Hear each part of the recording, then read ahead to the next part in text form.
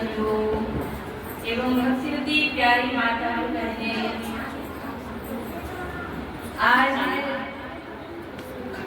हम सब लोग एक बाल सभा की निमित्त एकत्रित हुए हैं और इस बाल सभा का उद्देश्य यही है कि बच्चों के अंदर आध्यात्मिक ज्ञान जो है, ज्ञान की प्राप्ति और बच्चों को अच्छी शिक्षा मिले, अपने जीवन के अंदर वो भौतिक मार्ग में और आध्यात्मिक मार्ग दोनों मार्ग में आगे बढ़े।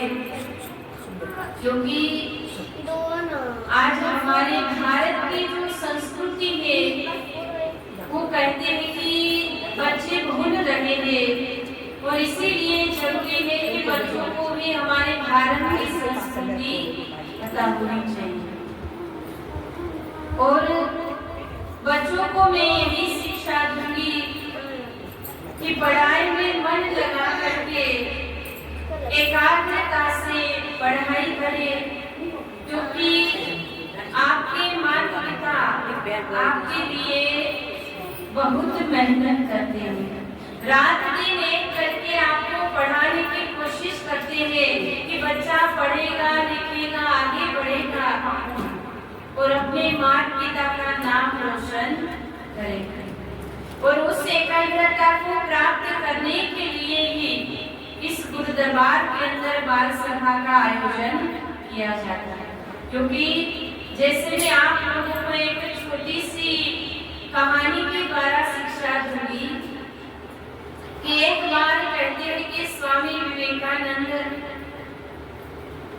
कहीं समुद्र किनारे टहल रहे थे और समुद्र किनारे जब टहल रहे थे तो उन्होंने देखा कि कई बच्चे छोटे छोटे बच्चे जो थे प्रैक्टिस कर रहे थे।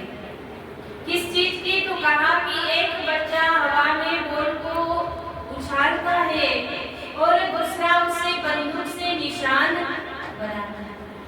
अब बार बार प्रयत्न करने के बाद सब बच्चे फेल हो रहे थे।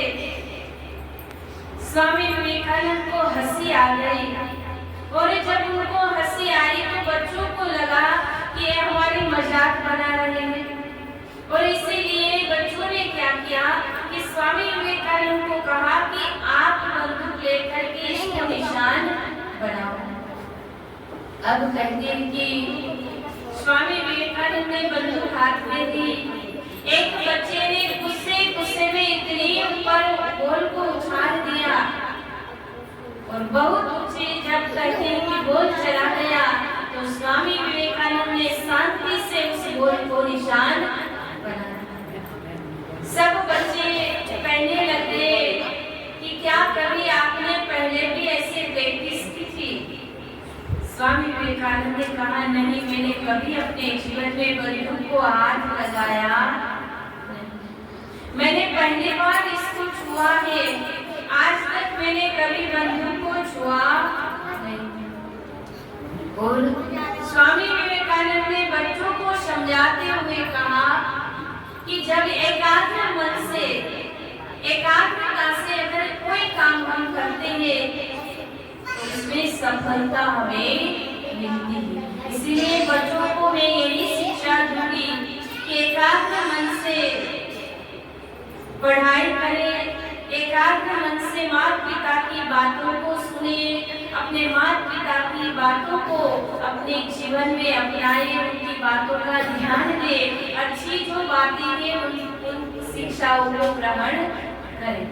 बाकी अभी बच्चों का कार्यक्रम हुआ, जिसको भजन आता है, जिसको जो कुछ भी आता है वो सब बच्चे अपने अपने कृति यहाँ पर प्रस्तुत करेंगे और उसके बाद में सब बच्चों को यहाँ से प्रशस्ति पत्र दिया जाएगा, प्रमाण पत्र दिया जाएगा कि बच्चे इस बाल सभा में शामिल हुए।